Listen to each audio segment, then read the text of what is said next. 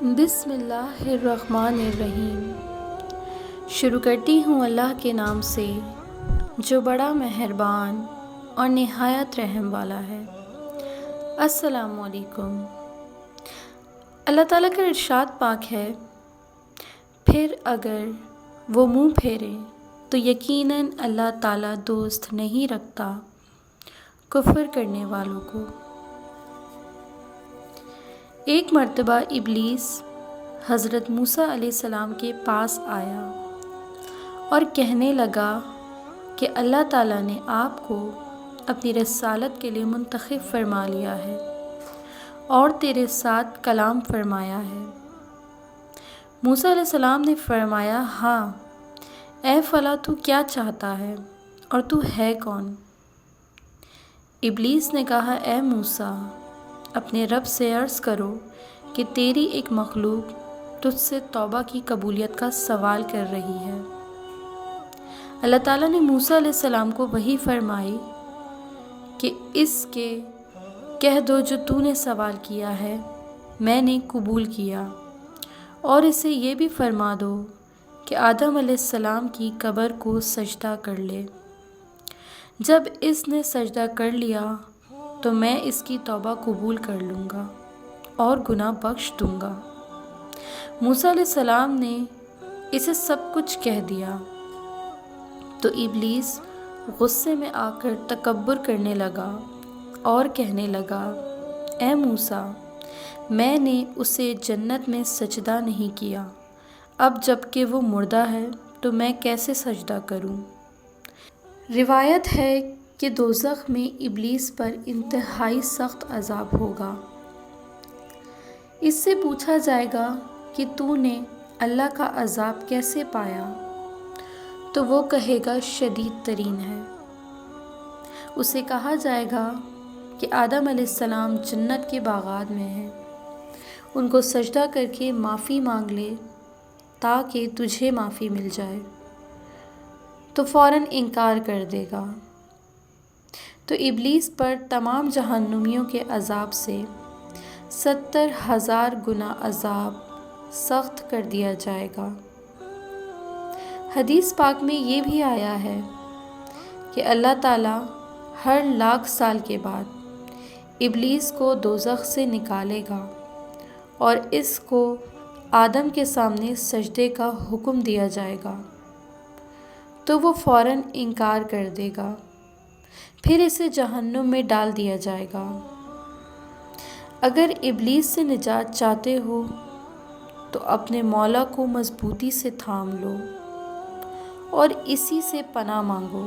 بروز قیامت آگ کی ایک کرسی رکھی جائے گی، ابلیس لعنتی کو اس پر بٹھایا جائے گا، شیاطین و کفار اس کے پاس جمع ہو جائیں گے اور اس کی آواز ڈھیچو ڈھیچو کرنے والے گدھے کی آواز کی طرح ہوگی، اور وہ پوچھے گا، اے دوزخیوں، تمہارے رب نے جو وعدہ کیا تھا آج تم نے اسے کیسے پایا؟ تو وہ کہیں گے، رب کا وعدہ حق ہے۔ پھر کہے گا، آج میں رحمت سے مایوس ہو چکا ہوں۔ اللہ تعالیٰ فرشتوں کو حکم فرمائیں گے کہ اسے اور اس کے پیروکاروں کو آگ کے گروزوں سے مارو۔ وہ 40 سال تک جہنم میں گرتے جائیں گے اور جہنم سے باہر نکلنے کا حکم نامہ کبھی بھی نہیں سنیں گے۔ ہم اللہ کی پناہ مانگتے ہیں۔ اور یہ بھی بیان کیا جاتا ہے کہ بروز قیامت ابلیس کو لایا جائے گا اور اسے آگ کی کرسی پر بیٹھنے کا حکم دیا جائے گا۔ گلے میں لعنت کا طوق ہوگا۔ اللہ تعالیٰ زبانیہ کو حکم فرمائے گا کہ اسے کرسی سمیت کھینچ لو اور دوزخ میں پھینک دو۔ فرشتے اس کی کرسی سے چمٹ جائیں گے تاکہ اسے اٹھا کر پھینک دیں، لیکن وہ نہیں پھینک سکیں گے۔ پھر اللہ تعالیٰ جبرائیل کو 80,000 فرشتوں کی میت میں یہ کام کرنے کا حکم دیں گے تو وہ بھی نہیں کر سکیں گے۔ پھر اسرافیل اور اس کے بعد عزرائیل کو حکم ہوگا اور ان دونوں کے ساتھ 80 ہزار فرشتہ ہوگا، لیکن یہ بھی نہیں کر سکیں گے۔ اللہ تعالیٰ ان فرشتوں کو بتائے گا، جتنے میں نے فرشتے پیدا کر رکھے ہیں، اس سے 2 گنا زیادہ فرشتے بھی اگر اس کام کے لیے اکٹھے ہو جائیں تو اس کو منتقل نہیں کر سکیں گے، کیونکہ اس کی گردن میں لعنت کا توق پڑا ہوا ہے۔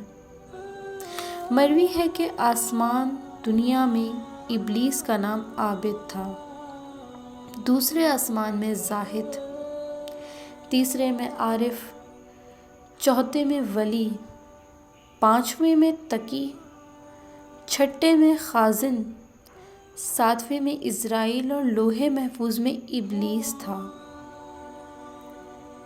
وہ اپنے نام سے، اپنے انجام سے غافل تھا۔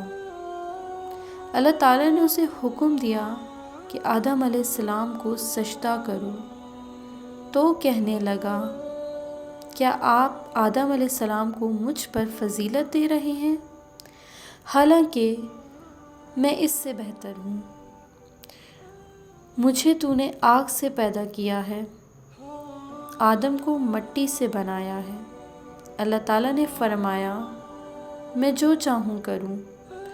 ابلیس نے اپنے آپ کو بڑا سمجھ کر نفرت و تکبر سے آدم علیہ السلام کی طرف اپنی پشت کر لی اور اکڑ کر کھڑا ہو گیا، یہاں تک کہ فرشتوں نے ایک مدت تک سجدے کیے رکھا۔ جب فرشتوں نے سر اٹھایا اور دیکھا کہ ابلیس نے سجدہ نہیں کیا جبکہ ان کو سجدے کی توفیق مل گئی ہے، تو دوبارہ سجدہ شکر کر دیا، اور ابلیس فرشتوں سے منہ پھیر کر کھڑا تھا۔ اسے نہ تو اتباع کا خیال آیا اور نہ ہی عدم سجود پر نادم و شرمندہ تھا۔ اللہ تعالیٰ نے اس کی خوبرو صورت کو مستعار فرما کر خنزیر میں بدل دیا، سر گدھے کی طرح بنا دیا، سینہ بڑے اونٹ کی کوہان کی طرح، چہرہ بندر کی طرح، آنکھیں چہرے کی لمبائی میں پھٹی پھٹی، اس کے نتنے حجام کے لوٹے کی طرح کھلے تھے، دونوں ہونٹ بیل کے ہونٹوں کی طرح تھے، اس کے دانت خنزیر کی کتلی کی طرح تھے، داڑھی میں 7 بال تھے اور جنت سے دھتکارا ہوا تھا، بلکہ زمین و آسمان سے دھتکار کر جزیروں کی طرف نکال دیا گیا تھا، زمین میں بھی چھپ کر داخل ہوتا۔ اللہ تعالیٰ نے قیامت تک اس پر لعنت فرمائی ہے، کیونکہ وہ کافر ہو چکا ہے۔ اب دیکھو کہ جو خوبصورت تھا، 4 پروں والا تھا، عالم اور بہت زیادہ عبادت گزار تھا، فرشتوں کا چاند تھا، سب سے عظیم اور سید کروں بیاں تھا، تکبر کے باعث کوئی بھی چیز اس کے لیے نفع بخش نہ ہوئی،